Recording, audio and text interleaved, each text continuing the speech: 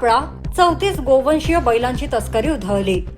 गोवंशीय जनावरांची आंतरजातीय तस्करी रोखण्यासाठी यवतमाळ स्थानिक गुन्हे शाखेने पहाटेच्या सुमारास धाडसी कारवाई करत 34 गोवंशीय बैलांची सुटका केली आहे। या कारवाईत 5 वाहने जप्त करण्यात आली असून जनावरे व वाहनांसह 47,17,000 रुपयांचा मुद्देमाल हस्तगत करण्यात आला आहे। पोलीस अधीक्षक यांच्या मार्गदर्शनाखाली जिल्ह्यात अवैध धंद्यांविरोधात सुरू असलेल्या विशेष मोहिमेदरम्यान स्थानिक गुन्हे शाखेला गोपनीय माहिती मिळाली होती।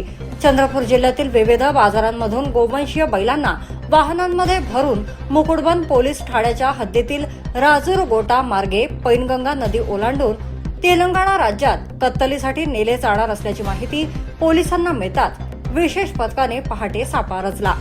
राजूर गोटा परिसरात संशयित वाहनांची तपासणी करण्यात आली। पोलिसांची चाहूल लागताच काही जणांनी पळ काढण्याचा प्रयत्न केला, मात्र पोलिसांनी पाठलाग करून 5 जणांना ताब्यात घेतले आहे। तपासणी दरम्यान वाहनांमध्ये अत्यंत क्रूरपणे दोऱ्यांनी बांधून कोंबलेल्या अवस्थेत 34 गोवंशीय बैल आढळून आले आहेत। या जनावरांची तातडीने सुटका करण्यात आली आहे। कारवाई दरम्यान 5 पिकअप वाहने आणि जनावरांसह एकूण 47,17,000 रुपयांचा मुद्देमाल जप्त करण्यात आला आहे।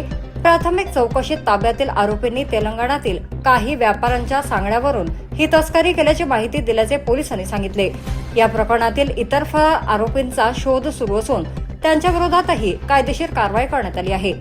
जप्त करण्यात आलेल्या सर्व जनावरांची पशुवैद्यकीय तपासणी करून त्यांना सुरक्षिततेसाठी गुरु गणेश गोशाळा वणी येथे हलवण्यात आले आहे। या संपूर्ण कारवाईमुळे गोवंशीय जनावरांच्या अवैध तस्करीच्या साखळीला मोठा धक्का बसल्याचे मानले जात आहे।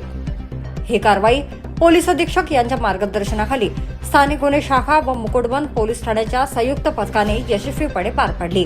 प्रकरणाचा पुढील तपास सुरू असून तस्करीच्या संपूर्ण रॅकेटचा पर्दाफाश करण्यासाठी पोलिसांनी तपासाची व्याप्ती वाढवली आहे। Wani news express bureau report.